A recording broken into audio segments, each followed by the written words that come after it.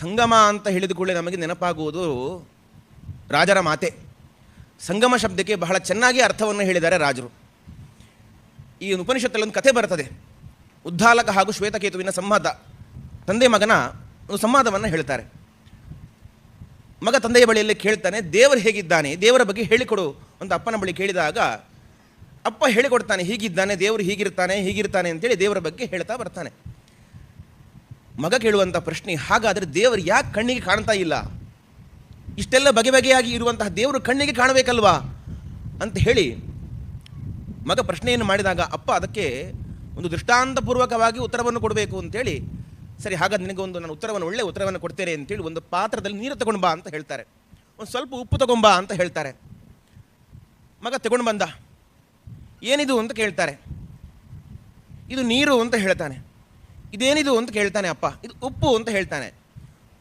ಈ ಉಪ್ಪನ್ನು ಪಾತ್ರಕ್ಕೆ ನೀರಿಗೆ ಹಾಕು ಅಂತ ಅಪ್ಪ ಹೇಳ್ತಾನೆ. ಮಗ ಉಪ್ಪನ್ನು ನೀರಿಗೆ ಹಾಕ್ತಾನೆ.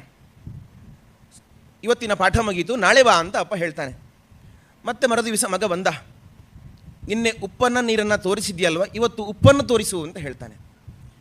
ಮಗ ನೋಡ್ತಾನೆ, ಉಪ್ಪನ್ನು ನೀರಿಗೆ ಹಾಕಿದ್ದಾನೆ. ಆದರೆ ನೀರಿನಲ್ಲಿ ಉಪ್ಪು ಕಾಣ್ತಾ ಇಲ್ಲ, ಸಂಪೂರ್ಣವಾಗಿ ಉಪ್ಪು ಕರಗಿ ಹೋಗಿದೆ. ಮಗ ಹೇಳ್ತಾನೆ, ಅಪ್ಪ ನೀರಿನಲ್ಲಿ ಉಪ್ಪು ಕರಗಿ ಹೋಗಿದೆ, ಉಪ್ಪು ಕಾಣ್ತಾ ಇಲ್ಲ ಅಂತ ಹೇಳ್ತಾನೆ. ಸರಿ ಹಾಗಾದರೆ ಉಪ್ಪು ಇಲ್ವಾ ಅಂತ ಕೇಳ್ತಾನೆ. ಮಗ ಹೇಳ್ತಾನೆ, ಉಪ್ಪು ಇಲ್ಲಪ್ಪ ಅಂತ. ಆ ನೀರನ್ನು ಸ್ವಲ್ಪ ಕುಡಿ ಅಂತ ಹೇಳ್ತಾನೆ. ನೀರನ್ನು ಕುಡಿದಾಗ ಉಪ್ಪಿದೆ ಅಂತ ಹೇಳ್ತಾನೆ. ಉಪ್ಪಿದೆ ಅಂತ ಹೇಗೆ ಗೊತ್ತಾಯಿತು ಅಂತ ಹೇಗೆ ಹೇಳಬೇಕು? ಆ ಉಪ್ಪಿನ ಅನುಭವ ಆಯಿತು ಅಂತ ಮಗ ಹೇಳ್ತಾನೆ. ಈ ಜಗತ್ತಲ್ಲಿ ದೇವರು ಇದ್ದಾನ ಅಂತ ಕೇಳಿದರೆ ದೇವರ ಅನುಭವ ಇದೆ ಅಂತ ನಾವು ಅರ್ಥ ಮಾಡಿಕೊಳ್ಬೇಕು ಅಂತ ಅಪ್ಪ ಈ ದೃಷ್ಟಾಂತದ ಮೂಲಕ ತೋರಿಸಿಕೊಡ್ತಾನೆ. ನಮಗೆ ದೇವರು ನಮ್ಮ ಕಣ್ಣಿಗೆ, ಪಾಂಚಭೌತಿಕವಾದಂಥ ಈ ಕಣ್ಣಿಗೆ ದೇವರು ಖಂಡಿತವಾಗಿಯೂ ಕಾಣಿಸೋದಿಲ್ಲ. ದಿವ್ಯವಾದ ಚಕ್ಷುಷ್ಟಿಗೆ ಮಾತ್ರ ದೇವರು ಕಾಣಿಸುವವನು. ಹಾಗೆ ದೇವರು ಇದ್ದಾನಂತ ಹೇಗೆ ನಾವು ಅರ್ಥ ಮಾಡಿಕೊಳ್ಬೇಕು ಅಂತ ಕೇಳಿದರೆ, ಆ ದೇವರು ಇದ್ದಾನೆ ಅನ್ನುವ ಅನುಭವ ನಮಗೆ ಅದು ಆಗುತ್ತೆ. ಅದುವೇ ದೇವರ ಅಸ್ತಿತ್ವ ಅಂತ ಸೊಗಸಾಗಿ ಅರ್ಥವನ್ನು, ಆ ಅನುಸಂಧಾನವನ್ನು ತಂದೆ ಹೇಳಿಕೊಡ್ತಾನೆ. ಪ್ರಸಂಗ ಹೀಗಿರಬೇಕಾದ್ರೆ ಇದನ್ನೇ ಇಟ್ಟುಕೊಂಡು ಕೆಲವರು ತಪ್ಪಾಗಿ ಅರ್ಥವನ್ನು ಮಾಡ್ತಾರೆ. ಈ ಉಪ್ಪು ನೀರಲ್ಲಿ ಸೇರಿತಲ್ವ, ಈ ಸೇರಿದ್ದನ್ನೇ ಐಕ್ಯ ಅಂತ ಹೇಳ್ತಾರೆ. ಜೀವರು ಹಾಗೂ ಬ್ರಹ್ಮರು ಈ ರೀತಿಯಾಗಿ ಐಕ್ಯವನ್ನು ಹೊಂದುತ್ತಾರೆ ಅಂತ ಕೆಲವರು ಇದಕ್ಕೆ ತಪ್ಪಾಗಿ ಅರ್ಥವನ್ನು ಹೇಳ್ತಾರೆ. ಈ ಪ್ರಸಂಗವನ್ನು ಇಟ್ಟುಕೊಂಡು ಗುರುರಾಜರು ಬಹಳ ಚೆನ್ನಾಗಿ ವರ್ಣನೆ ಮಾಡ್ತಾರೆ. ಎಂದಿಗೂ ಕೂಡ ಐಕ್ಯ ಹೊಂದಲಿಕ್ಕೆ ಸಾಧ್ಯ ಇಲ್ಲ ಅಂತ, ಸಂಗಮಕ್ಕೂ ಐಕ್ಯಕ್ಕೂ ವ್ಯತ್ಯಾಸ ಉಂಟು ಅಂತ ಹೇಳ್ತಾರೆ. ಮಿಶ್ರ ಆಗೋದು ಬೇರೆ, ಐಕ್ಯ ಆಗೋದು ಬೇರೆ. ರಾಜರು ಹೇಳ್ತಾರೆ, ಇದನ್ನು ಹೇಗೆ ನೀವು ಐಕ್ಯ ಅಂತ ಹೇಳ್ತೀರಿ? ಒಂದು ವೇಳೆ ಐಕ್ಯ ಆಯಿತು ಅಂತಾದರೆ ಆವಾಗ ಅಲ್ಲಿ ಆಧಿಕ್ಯ ಬರಲಿಕ್ಕೆ ಜಾಸ್ತಿ ಇಲ್ಲ. ಎಲ್ಲಿ ಐಕ್ಯ ಉಂಟು ಅಲ್ಲಿ ಆಧಿಕ್ಯ ಬರಲಿಕ್ಕೆ ಸಾಧ್ಯ ಇಲ್ಲ.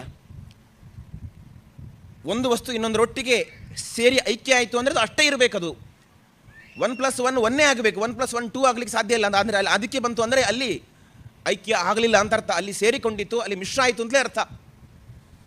ಈ ಉದಾಹರಣೆಗೆ ನೀರು, ಸಕ್ಕರೆ, ಲಿಂಬೆಹುಳಿ ಇಷ್ಟನ್ನು ಒಟ್ಟು ಸೇರಿಸಿದಾಗ ಏನಾಯಿತು? ಅದನ್ನು ನೀರು ಅಂತ ಹೇಳುವುದಿಲ್ಲ, ಅಥವಾ ಸಕ್ಕರೆ ಅಂತ ಹೇಳುವುದಿಲ್ಲ, ಅಥವಾ ಅದನ್ನು ಹುಳಿ ಅಂತ ಹೇಳುವುದಿಲ್ಲ, ಅದನ್ನು ಪಾನಕ ಅಂತ ಹೇಳ್ತಾರೆ. ಈ ಭಿನ್ನವಾದ ಪದಾರ್ಥಗಳು ಜೊತೆ ಸೇರಿದಾಗ ಇನ್ನೊಂದು ಭಿನ್ನವಾದ ಪದಾರ್ಥವೇ ಉತ್ಪತ್ತಿ ಆಗ್ತದೆ ಹೊರತು ಅದು ಒಂದಾಗಲಿಕ್ಕೆ ಸಾಧ್ಯ ಇಲ್ಲ. ಅದು ನೀರೋ ಅಥವಾ ಸಕ್ಕರೆಯೋ ಅಥವಾ ಹುಳಿಯೋ ಆಗಲಿಕ್ಕೆ ಸಾಧ್ಯ ಇಲ್ಲ, ಅದು ಪಾನಕ ಆಗಬೇಕು.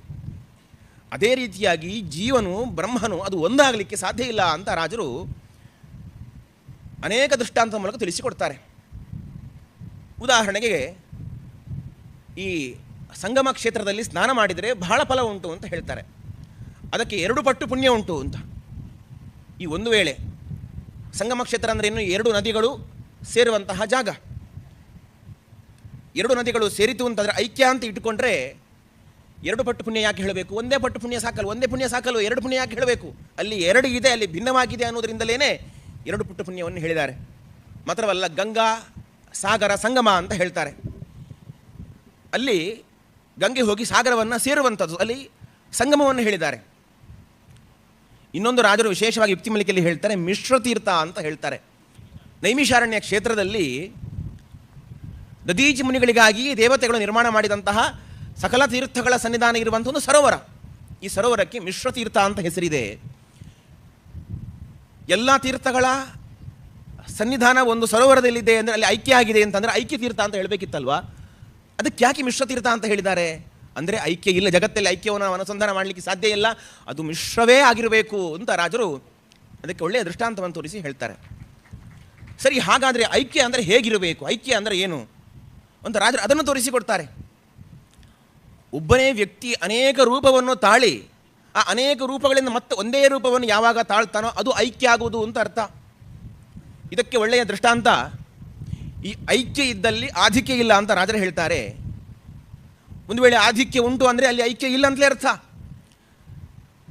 ಸಮುದ್ರಕ್ಕೆ ನೀರು ಸೇರುತ್ತೆ, ಮಳೆಯ ನೀರು ಜೋರಾಗಿ ಮಳೆ ಬಂದಾಗ ಹೋಗಿ ಸಮುದ್ರಕ್ಕೆ ಸೇರುತ್ತೆ, ಸಮುದ್ರದ ನೀರು ಉಕ್ಕೇರುತ್ತೆ, ಅಲ್ಲಿ ಆಧಿಕ್ಯ ಇದೆ.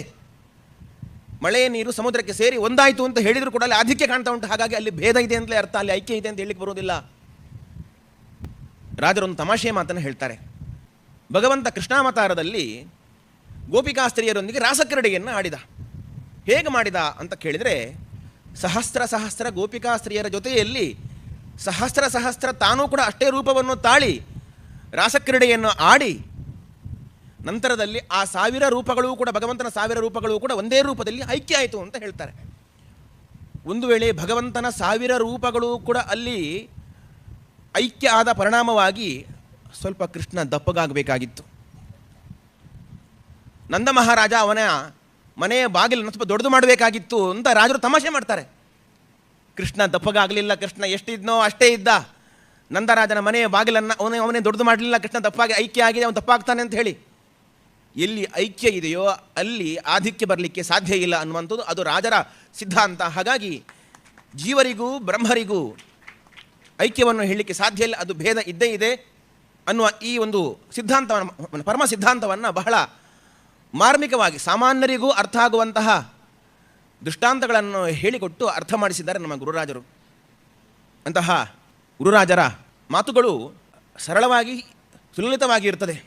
ಎಂಥವರು ಆಬಾಲ ವೃದ್ಧರಾಗಿ ಅದನ್ನು ನೀವು ಕಠಿಣ ಅಂತ ಹೇಳ್ತಿರೋ ಆ ಕಠಿಣ ಅಂತೂ ಹೇಳ್ಬೋದು, ಇಲ್ಲ ಅದು ಅಷ್ಟು ಸರಳವಾಗಿದೆ ಅಂತ ಹೇಳಿದರೆ ಆ ಸರಳವಾಗಿಯೂ ಇದೆ. ಆ ರೀತಿಯಾಗಿ ಯಾರಿಗೆ ಯಾವ ರೀತಿಯಾಗಿ ಅರ್ಥೈಸಿಕೊಳ್ತಾರೆ ಅದೊಂದು ರೀತಿಯಲ್ಲಿ. ಆವಾಗ ನಮ್ಮ ವಾಳ್ವೇಕರಾಚಾರ್ಯ ಹೇಳಿದ ಅದನ್ನು ನಮಗೆ ಡಿಕೋಡ್ ಮಾಡಲಿಕ್ಕೆ ಗೊತ್ತಿರಬೇಕಷ್ಟೇ. ನಿಮಗೆ ಡಿಕೋಡ್ ಮಾಡಲಿಕ್ಕೆ ಬರಲಿಲ್ವೋ ಅದು ಅವಾಗ ಕಠಿಣ ಅಂತ ಅನಿಸಿಕೊಳ್ತದೆ. ನೀವು ಡಿಕೋಡ್ ಮಾಡಿದರೆ ಎಂತಹ ಮಾತುಗಳು ಕೂಡ ಅದು ಅತ್ಯಂತ ಸುಲಲಿತವಾಗಿ ಮನೋಜ್ಞವಾಗಿ ಸಜ್ಜನರ ಹೃದಯವನ್ನು ಅದು ಕರಗಿಸಿ ಬಿಡ್ತದೆ. ಅಂತಹ ಒಂದು ಒಳ್ಳೆಯ ಲಾಲಿತ್ಯವಾದಂತಹ ಭಾಷೆ ಅದು ಗುರುರಾಜರದ್ದು. ಅಂತಹ ಈ ಗುರುರಾಜರ ಸನ್ನಿಧಿಯಲ್ಲಿ ವೈಭವೋತ್ಸವವನ್ನು ಆಚರಿಸುವುದು ಅಂತಹ ರಾಜರ ಅನೇಕ ಚಿಂತನೆಗಳನ್ನು, ಅನೇಕ ಸಜ್ಜನರ ಹೃದಯವನ್ನು ಮುಟ್ಟಿಸಬೇಕು ಹೇಳುವ ದೃಷ್ಟಿಯಿಂದ ಈ ವೈಭವೋತ್ಸವವನ್ನು ಆಚರಿಸ್ತಾ ಇದ್ದೇವೆ.